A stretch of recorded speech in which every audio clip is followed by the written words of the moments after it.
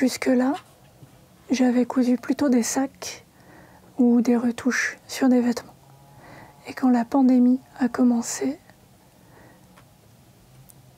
j'ai voulu protéger ma famille et mon entourage. Et j'étais terrifiée pour ma sœur, qui est urgentiste, et pour mon frère, qui est aide-soignant. Et j'ai commencé à faire des masques pour mes partenaires, pour la famille.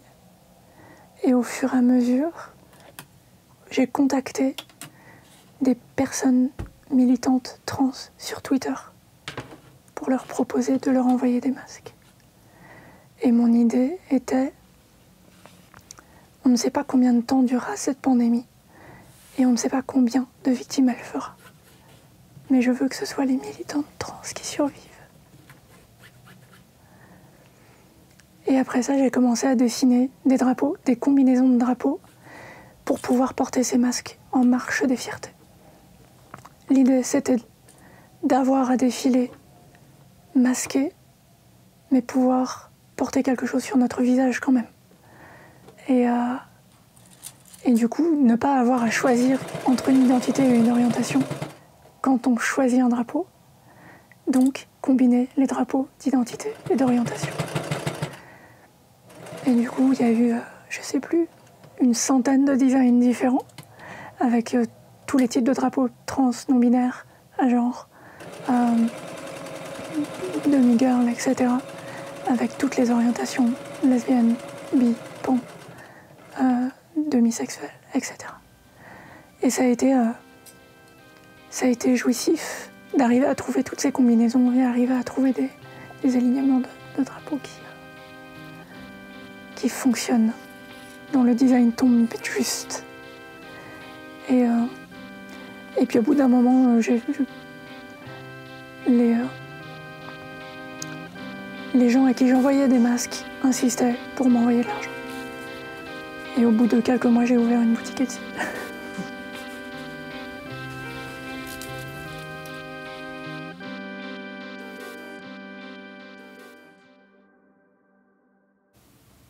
Eh ben salut Jenna, merci d'être là avec nous aujourd'hui, c'est super. Pour commencer du coup cet épisode, je voulais te proposer, comme chacune des invités, de te présenter, peut-être nous raconter un peu d'où tu viens, ton parcours, tout ça. La version courte de mon CV, j'ai 42 ans, je suis une femme trans, bi, polyamoureuse, et je suis née en Normandie. J'ai vécu en Irlande, en Angleterre et en Australie. Et je vis à Paris maintenant, mais j'ai envie de partir. Ok. Et tu sais où tu as envie de partir ou... Un endroit calme. Quitte à être en télétravail tout le temps, autant être un endroit plus calme. Ok. Du coup, aujourd'hui, tu m'as dit que tu avais envie de parler, ou de questionner en tout cas, la visibilité, l'invisibilité, notamment dans la sphère du militantisme. Et du coup, je voulais te demander tout simplement d'où te vient l'intérêt de questionner la visibilité et peut-être de la défendre. Je me suis pas posé la question avant d'avoir une vie sociale, assez logiquement. Ça fait depuis très longtemps que je sais que j'étais pas un homme, que j'étais pas hétéro, que je pouvais être attirée par n'importe qui. Mais il y a eu une prise de conscience étrange. J'avais 23 ans, je vivais avec un homme à l'époque. Et lui, il était un peu plus âgé que moi. Et plusieurs fois dans notre relation, j'ai voulu lui prendre la main dans l'espace public. J'ai voulu l'embrasser dans le métro. Et pour moi, c'était un acte qui était naturel, puisque d'une part, j'avais fait ça dans mes relations avec des femmes, et d'autre part, tout le monde fait ça. Et pour lui, en tant que mec gay, c'était impensable. C'était un risque. Et j'avais pas conscience de ça. Et le début de la réflexion sur la visibilité, elle était là. C'est le fait que, c'est vrai, en fait, on voit jamais de personnes non hétéros qui se font des signes d'affection en public. Et du coup, quand j'ai commencé ma vie militante associative, dans une asso jeune étudiante à l'époque à Grenoble, une des questions qu'on s'est posées, c'est comment est-ce qu'on fait pour toutes ces personnes, Grenoble c'est une ville étudiante, qui arrivent sur un campus, qui connaissent personne, qui sont gays, lesbiennes, bi, trans, on ne posait pas la question à l'époque, et qui sont seules au point d'imaginer qu'elles sont seules au monde, et dans certains des témoignages qu'on avait, au point d'imaginer qu'elles avaient un problème, parce que personne d'autre dans la société est comme elles, et qu'elles sont uniques. Pas dans le bon sens du terme. Et c'est à peu près à ce moment-là qu'on a découvert, enfin, entendu cette histoire de statistiques de taux de suicide des jeunes LGBT qui était à l'époque 15 ou 17 fois supérieur à celui des jeunes hétéros. Et à notre petite échelle, on s'est dit, il faut qu'on fasse quelque chose. Et un des axes qu'on a eu, c'était d'avoir une permanence d'accueil et d'écoute pour les jeunes qui avaient besoin de parler, qui avaient besoin juste de parler à quelqu'un qui était pareil. Et l'autre, c'était vraiment la visibilité pure au sens premier du terme. Si on prenait des photos de queers qui s'embrassent et on collait les affiches sur le campus. En se disant, peut-être, court, moyen, long terme, on ne sait pas, et on n'aura aucun moyen de le savoir, aucun moyen de vérifier. Les gens se verront, et ils sauront qu'ils ne sont pas seuls. Ok.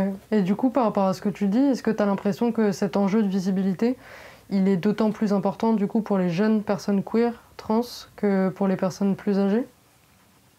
Pour devenir plus âgé, il faut survivre. Les jeunes qui se suicident, c'est trop tard après.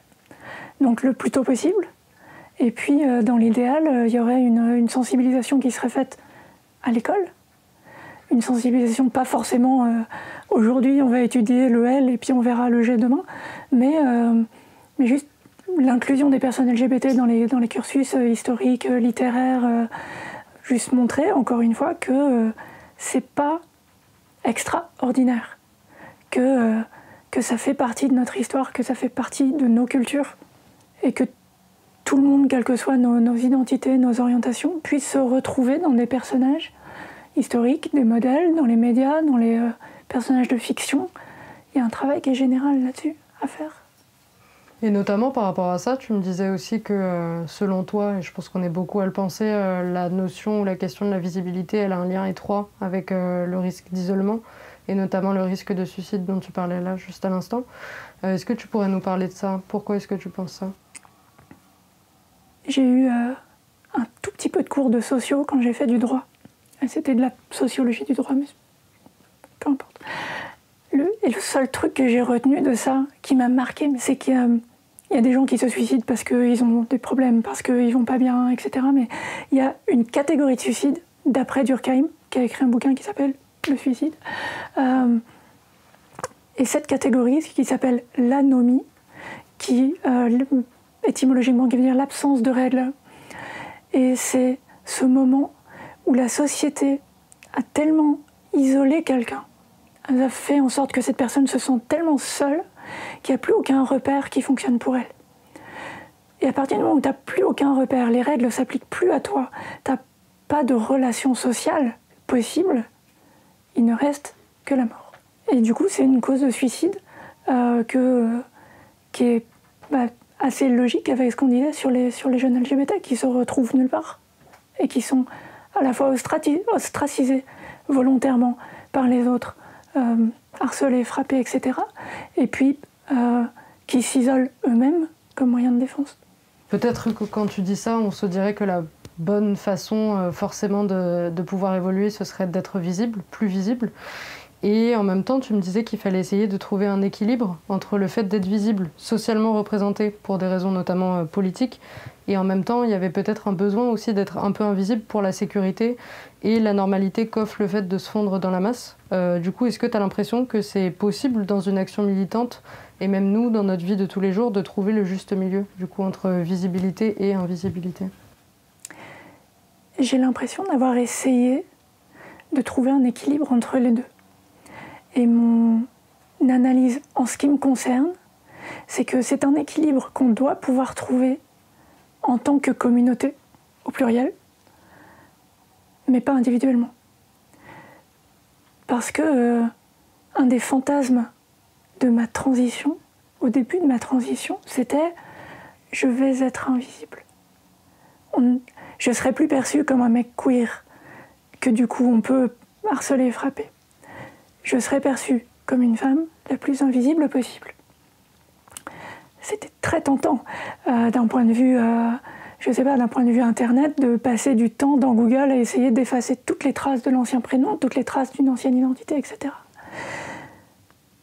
Et puis, quand j'ai trouvé mon nouveau prénom, j'étais très fière de mon nouveau prénom. Quand j'ai passé autant d'années à être militante notamment pour la visibilité bisexuelle et pour les droits des personnes LGBT de manière générale, j'avais été très active au moment du mariage pour tous, par exemple. C'est des habitudes qui ne sont pas faciles à changer. Et je me souviens d'une sorte de déclic, mi-figue, mi-raisin, où pendant tout ce temps-là, je m'étais dit, je passe ma transition et puis j'arrête ça, quoi. Je fatigue. Et puis, il y a eu le début de l'étude de la loi de bioéthique. C'était déjà il y a 2 ans, parce que ça traîne. Et je me souviens de ce moment. On était devant le ministère de la Santé. On avait une banderole gigantesque qui disait « PMA pour les personnes trans ». Et j'étais debout sur un banc avec un porte-voix dans la main. Et j'étais en train de raconter mon parcours et à quel point c'était déchirant. Et j'avais envie d'utiliser ce parcours pour essayer de faire comprendre qu'on était des personnes humaines avec des histoires humaines, des envies de se reproduire, par exemple. Et là, je me suis dit, ah merde, l'invisibilité, c'est mort. Je veux dire, là, il y a des journalistes qui sont en train de noter mon nom, en fait. Ok, l'invisibilité, c'est mort. Et le choix est fait, je vais militer alors. Et du coup, voilà, je suis là. Et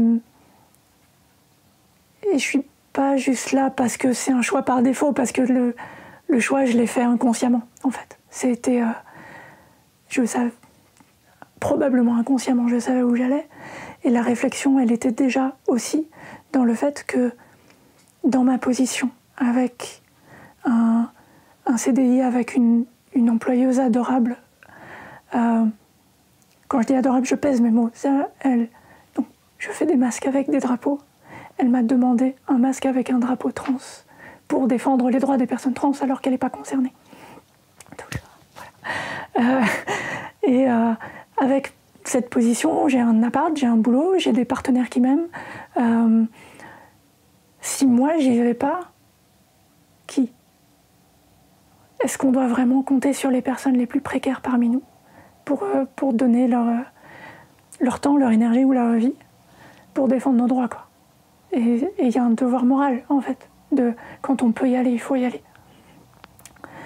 Et c'est la première fois que je me suis... C'était un peu après ça que je l'ai formulé comme ça, avec des mots aussi...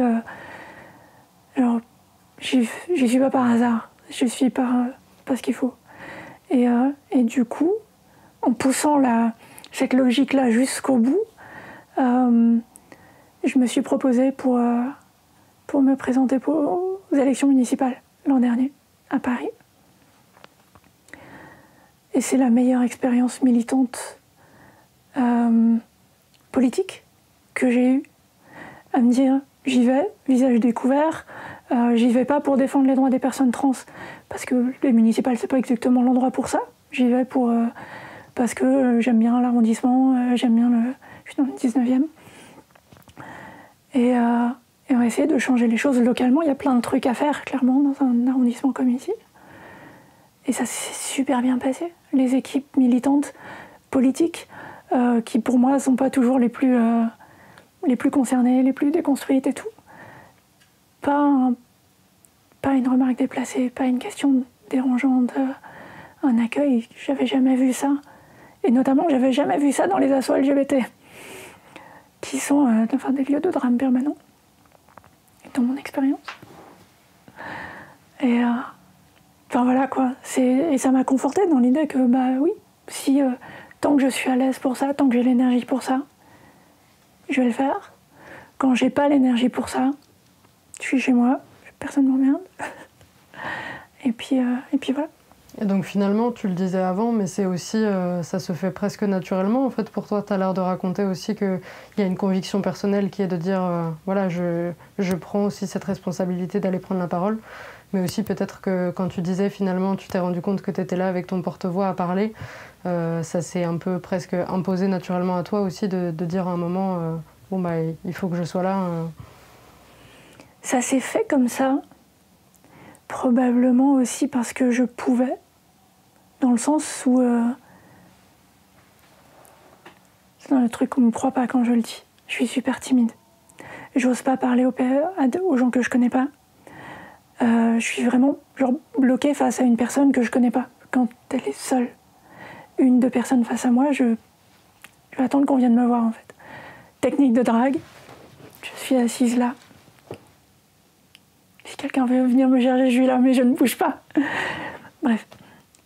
Par contre, parler à la foule, parler en public, monter sur scène, essayer de faire rire sur scène, avoir des réactions de la foule, ou parler à une caméra de télé, il n'y a pas un humain en face qui m'impressionne. Il y a une entité abstraite. Et du coup, ça va. Et du coup, si j'ai ce super pouvoir-là, autant en profiter, quoi. Autant l'utiliser. Je voulais qu'on parle un petit peu des réseaux sociaux.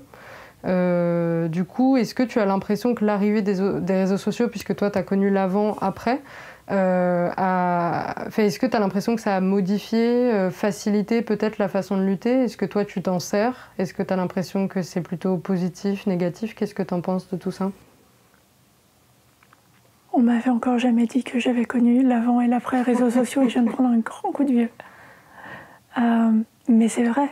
La différence que je fais entre le début des moments où j'ai commencé à parler dans des écoles et maintenant, c'est le niveau d'éducation acquis par les élèves avant nos interventions. C'est maintenant dans une classe des termes pas simples, a priori, comme non-binaire, la différence entre orientation et identité, des trucs comme ça. Ils parlent dans une classe de 4e et ils savent de quoi on parle. Et ça, c'est super encourageant. Et ce qui a changé, c'est dans l'ordre probablement Tumblr et Twitter et peut-être TikTok. Et ça, c'est probablement un résultat auquel on ne savait pas comment espérer arriver il y a 10 ans. Donc ça, c'est cool. Le revers de ça, c'est le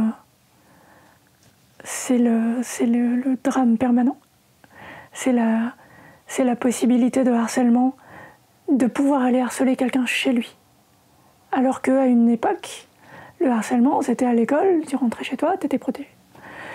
Oui, ça fait vraiment vieille de le dire comme ça.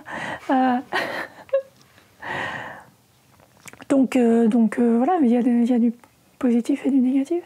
J'ai pas l'impression de savoir bien utiliser les réseaux sociaux. C'est pas une amertume que de le dire, c'est vraiment genre il y a une incertitude en écrivant quelque chose sur les réseaux sociaux, sur comment ça va être perçu. Des fois, des trucs qui font, je sais pas, 2000 likes en quelques jours sur un truc qui est anodin. Et puis des fois, un truc où je me suis dit, je viens de sortir le cœur de mes tripes et c'est un point super important et personne ne le verra. Cette incertitude-là, elle est... je trouve ça intéressant et en même temps, ça en fait pas un outil de travail fiable en fait, en termes de militantisme. Donc c'est bien qu'on soit nombreux et nombreuses. Je pense qu'il y a des personnes qui ont ce que je vais appeler des gros comptes, qui sont suivis par des dizaines de milliers de personnes et qui ont des impacts qui sont phénoménaux. Et c'est chouette que ces personnes s'investissent, en fait. Et que ces comptes soient construits justement sur un mélange de partage personnel et de partage militant. Et le truc de partage personnel, c'est finalement un truc que je fais pas énormément et peut-être que c'est ça la différence. Mais là, je suis avec intérêt et jubilation le lancement de XY Media, par des personnes qui sont déjà super visibles et qui utilisent ça pour en faire un média visible comme ça. Enfin, c'est beau, quoi. Pour toi, ce serait quoi une bonne façon d'être visible? Et par cette question, j'entends, est-ce que tu as l'impression de pouvoir imaginer quand est-ce que, entre guillemets, on n'aurait plus ce besoin, tu vois, d'être visible à tout prix? Ce serait quoi les marqueurs, les témoins d'une bonne représentation? Est-ce que tu as l'impression de pouvoir imaginer ça? Un jour, quelqu'un a demandé à Ruth Bader Ginsburg combien de femmes seraient suffisantes à la Cour suprême américaine. Et elle a répondu 9. On n'aura plus besoin de visibilité quand on n'aura plus besoin de se cacher. Un marqueur possible, ce serait, si on avait des statistiques fiables sur les pourcentages de la présence de personnes LGBTQIA+ dans la société, qu'on ait les mêmes pourcentages à l'Assemblée nationale et au Sénat. Là, on est loin, là. Quel que soit le pourcentage dans la société, au Parlement, on est loin. Pareil au gouvernement, présentation des journaux télévisés, rôles principaux au cinéma. Cette question qu'on voit passer sur Twitter de temps en temps, vous aviez quel âge la première fois que vous avez eu un prof out, gay? Jamais, personne. Dans la mesure où il y a tout à faire, c'est difficile d'imaginer quand ce sera terminé. Bien sûr, ça c'est sûr. Sans être vraiment militant, est-ce que tu penses qu'il y a des choses dans son quotidien qu'on peut faire, soit nous en tant que personnes trans, soit même pour être un ou une bonne alliée en tant que personne cis, pour aider à la visibilité des personnes trans? Je repense au début de ta question précédente à laquelle j'ai pas répondu, qui était c'est quoi une bonne visibilité? Et je sais pas pourquoi je souligne cette question, parce que j'en sais rien, mais c'est une super question. Être visible pour être visible, c'est... je pense pas que ce soit suffisant. Qu'il y ait des personnes visibles, c'est bien, mais il y a probablement des personnes visibles qui vont pas rendre service, quoi. Et c'est le jeu, c'est le but en quelque sorte. Il y aura des personnes visibles où on se dit s'il te plaît, arrête d'aider, quoi. Ça, c'est... Je pense à Caitlyn Jenner. Par exemple. Voilà. Et en même temps, si le but c'est qu'on soit tous et toutes visibles, bah il faut que les mauvaises soient en dehors aussi. Qui sommes-nous pour filtrer, quoi? Et le but, c'est qu'on soit tellement nombreuses, que les mauvaises puissent être là et c'est pas grave. Parce que ce sera représentatif de la société. Et du coup, on n'aura pas forcément à se poser la question de... Enfin si, c'est toujours bien de se poser la question, est-ce que je suis une bonne personne? Est-ce que je milite bien?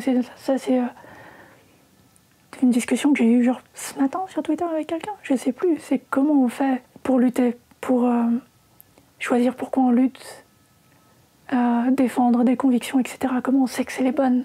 A priori, on sait. Ce qui est nul comme réponse. Mais moi, ma réponse, c'était faut se reposer la question souvent, en fait. Vérifier, est-ce que ça aide? Qui ça aide? Et à qui ça fait du mal? Et quel que soit le moyen de militantisme, pas que la visibilité. Et donc finalement, pour toi, la bonne façon, en tout cas pour même pour les personnes trans, et donc peut-être aussi pour les personnes cis, c'est commencer par se poser la question peut-être de... Ouais, je pense que ça répond à cette question-là aussi, finalement. Pour les personnes trans, ouais, ou pour les personnes militantes, au sens large. Ouais, posez-vous la question de temps en temps, en fait. Vous êtes en train de harceler quelqu'un parce qu'elle n'a pas utilisé le bon terme, ou en tout cas pas un terme qui vous plaît. Réfléchissez une seconde. À qui vous faites du mal? À quoi ça sert de harceler cette personne pour ça? Et réfléchissez encore une seconde, cette personne, donc, je prends un exemple qui me touche, que je vais laisser anonyme pour la laisser tranquille, parce qu'elle a déjà m'enflé, mais c'est une personne trans, militante. Elle est en train de parler d'elle-même. Pourquoi on serait en train de policer le vocabulaire qu'elle est en train d'utiliser pour parler d'elle-même? Elle n'est pas en train de dicter votre identité à vous, elle est en train de parler d'elle. Cette histoire m'a touchée. En ce qui concerne les personnes cis qui essaieraient d'être alliées, je pense que leur responsabilité pourrait être de créer, de faire en sorte que les espaces soient assez sains, confortables, agréables, pour qu'on se sente libre de choisir d'être visible ou pas, d'exister ou pas. Comme tu parlais de la municipalité, par exemple, j'imagine que tu es en majorité avec des personnes cis là-bas. Et Ouais. pourtant, c'était quand même un espace que tu décrivais comme un espace safe. C'est un très bon lien, ouais. J'y avais pas pensé. Okay. Ouais. Moi, ça m'a fait penser à ça, du coup. Ouais. Il y a ça. Donc, créer des espaces où... et ça se joue à pas grand-chose, mais c'est l'histoire de dire nos pronoms en début de réunion, qu'il y ait des personnes trans ou pas. Ne pas demander que aux personnes trans de le faire. Oui. Parce que ça, je l'ai... Mais on m'a déjà fait ce coup-là dans des assos LGBT. Pourquoi moi? Toi, donne ton pronom d'abord. Et puis la responsabilité des personnes cis, ça peut être aussi de se renseigner, de s'éduquer les uns les autres, de se reprendre les uns les autres, que ce ne soit pas toujours les personnes concernées, que ce soit les personnes racisées, les personnes LGBT, qui doivent monter au créneau, quoi. Quand le célèbre oncle raciste, sexiste, homophobe d'une connerie à un repas de Noël, que ce ne soit pas forcément tous les regards vers la personne concernée en attendant qu'elle craque. Parce que si vous savez regarder cette personne-là à ce moment-là, c'est que ça vous a choqué aussi. Dites quelque chose. Et du coup, pour la fin, je voulais tout simplement te proposer de nous conseiller quelque chose, si tu avais un média, un podcast à nous proposer, par exemple. Ah oui, je vais faire ma pub. Je vais d'abord faire notre pub. C'est Niléane, qui est une militante trans, qui m'a proposé de participer à un podcast qu'elle voulait monter à la fin de l'an dernier. De manière super imaginative, on a appelé ça un podcast trans. Parce que ça permettait de dire non, ça va, j'écoute un podcast trans. Voilà, des trucs comme ça. Et c'est une conversation. Le but était de faire comme si on entendait on tombait sur une conversation entre des personnes trans. Ça ne veut pas dire que ça va ne parler que de transidentité, mais fatalement, ça va filtrer à un moment donné dans la conversation. Et c'est super fun. On a fait... Certaines personnes se connaissent et puis d'autres pas du tout. Et on fait attention à pas trop se dévoiler des choses en dehors. Et du coup, on se découvre à l'antenne. Et voilà, c'est vraiment une chouette ambiance. Moi, ça me fait beaucoup de bien. Et bizarrement, j'aime beaucoup nous réécouter aussi. Voilà, donc un podcast trans. Et l'autre, c'est mon bébé, c'est Nos Voix Trans. Et ça fait quelques mois que je travaille dessus. Je l'ai lancé début février. Et le but, c'est une conversation avec une personne trans militante et lui demander pourquoi elle se bat, comment elle le fait et comment elle tient le coup, comment elle prend soin d'elle, qui est-ce qui prend soin d'elle autour d'elle, comment elle survit en fait en étant militante. Et ce que j'ai envie, c'est que ça motive d'autres gens, qu'on soit le plus nombreuses possible à partager la charge du militantisme trans. Et j'essaye de trouver les personnes les plus différentes possibles. J'ai fait un entretien avec Trans Noir sur Instagram, qui est un mec trans qui a 16 ans. Et puis j'ai fait un entretien avec, il y a quelques jours avec Karine Espinera, qui se considère retraitée du militantisme et qui a supprimé tous ses comptes de réseaux sociaux parce qu'elle n'en peut plus. Et il y a une telle variété de façons de militer qui sont... il y a de la place pour toutes les formes de militantisme et du coup c'est super émouvant pour moi d'entendre ça, super inspirant pour moi et j'espère du coup que ça se transmet aussi cette émotion et cette inspiration. Ok, trop bien. Eh ben, merci beaucoup pour ces 2 conseils et on va les écouter évidemment. Merci beaucoup. Merci.